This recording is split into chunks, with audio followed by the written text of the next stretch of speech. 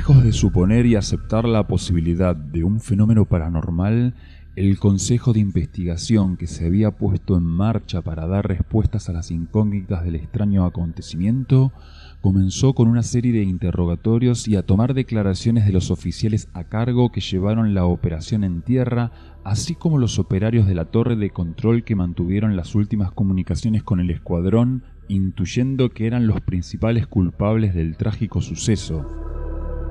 A medida que se obtenían más detalles, más confusión e incertidumbre generaba dentro de las juntas militares.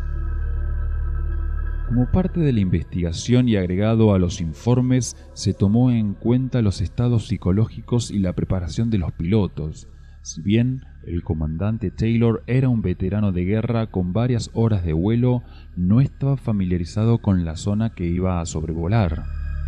Luego, al momento de encontrarse desorientado, los nervios y ansiedad nublaron su capacidad de razonar una solución al encontrarse psicológicamente alterado y desesperado. A su vez, los pilotos del vuelo 19 eran principiantes e inexpertos en la toma de decisiones adecuadas a las dificultades presentadas.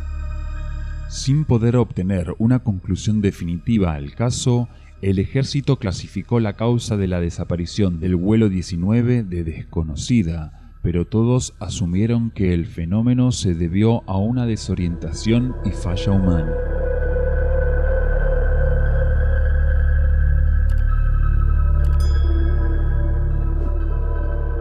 El informe de la investigación de 500 páginas concluyó que Taylor había guiado a su equipo de forma correcta hasta el Atlántico y estaba exactamente donde debía estar cuando pensó que estaba sobre los Cayos, confundiendo las islas de Ábaco con las Bahamas a causa del fallo de sus brújulas, de las cuales él no tenía la culpa.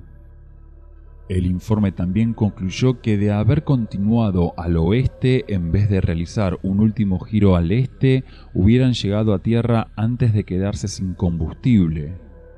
Para cerrar el caso sobre el hidroavión de rescate, se concluyó que una fuga de combustible causó una explosión, al exponer como pruebas dos únicas pistas sobre su destino que viene del USS Salomon, un portaaviones que perdió el contacto por radar con una aeronave sobre las 21:15 a unos 32 kilómetros frente a Cabo Cañaveral, que además a esa misma hora y posición el petrolero SS Guidance Mills observó una explosión que ardió durante unos 10 minutos a unos 30 metros de altura. La búsqueda no encontró supervivientes, pero sí restos de una supuesta mancha que se presumió que era combustible.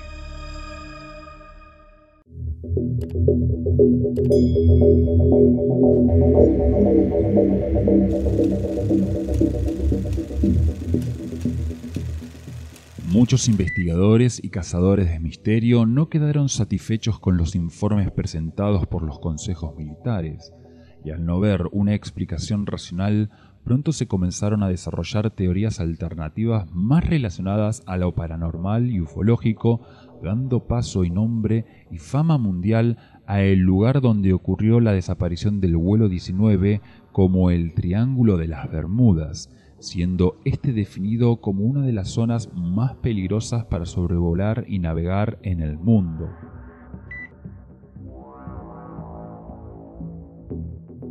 En estas hipótesis paralelas a tomar en cuenta se consideraron varios escenarios, como la intervención de alguna fuerza extraterrestre que abdujeron a las aeronaves juntos con sus tripulantes, que pudieron ser derribadas por gases o erupciones provenientes del fondo del mar, o en otras perspectivas a algún uso de armamento experimental militar secreto que pueda generar la modificación del espacio-tiempo.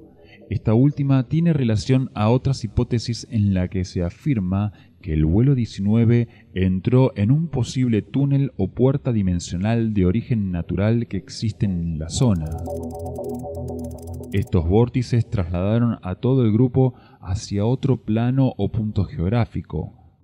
En las comunicaciones registradas de los aviones con la torre de control se expresa la falla de las brújulas por falta del magnetismo terrestre y la desorientación espontánea como si hubieran viajado de un lugar a otro repentinamente. además de no encontrarse en su búsqueda absolutamente ni un rastro de algún objeto, líquido o parte de los aviones que pueda estar flotando.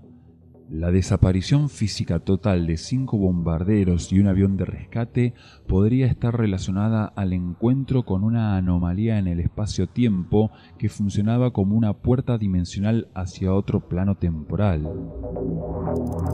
Se ubica al Triángulo de las Bermudas como una zona altamente inestable en relación al clima y a la generación de tormentas eléctricas de alta intensidad que crean campos electromagnéticos en la atmósfera terrestre, además de encontrarse en grandes cantidades en esa misma zona magnetita y corrientes marinas que mueven el agua salada a gran velocidad funcionando como bobinas eléctricas que también generan campos electromagnéticos naturales.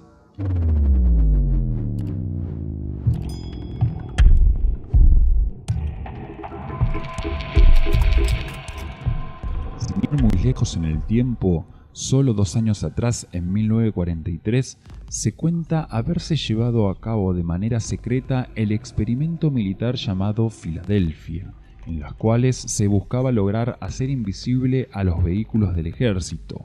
Utilizando unas bobinas Tesla y generadores electromagnéticos, se pretendía alterar las partículas atómicas de un barco militar para que desapareciera. En los relatos de los testigos se habla de la aparición de una niebla de color verde que cubrió toda la nave, haciéndola desaparecer por unos instantes. Al volver, muchos de los tripulantes se encontraban desorientados y mareados, pero otros desaparecieron y algunos se fusionaron con el fuselaje del barco.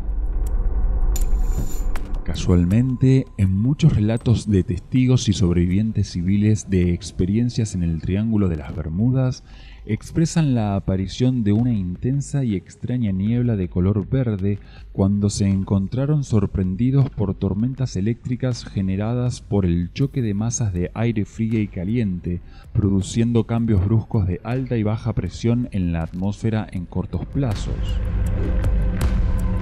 Las teorías sobre qué ocurrió con el vuelo 19 y su misteriosa desaparición son muy variadas y los escritores como Charles Berlitz propiciaron el vuelo imaginario y especulativo de los lectores, en donde se encontraron y mezclaron muchos datos tanto verdaderos como falsos, lo que hacía que la historia se distorsionara y modificara cada vez más y más a medida que transcurría el tiempo, debido a los intereses personales y comerciales de los investigadores. Pero aún así, al no encontrarse ningún rastro y ubicación de los bombarderos o el avión hidrante y pruebas sustanciales que puedan demostrar una teoría definitiva, queda abierto este intrigante caso a un sinfín de posibilidades.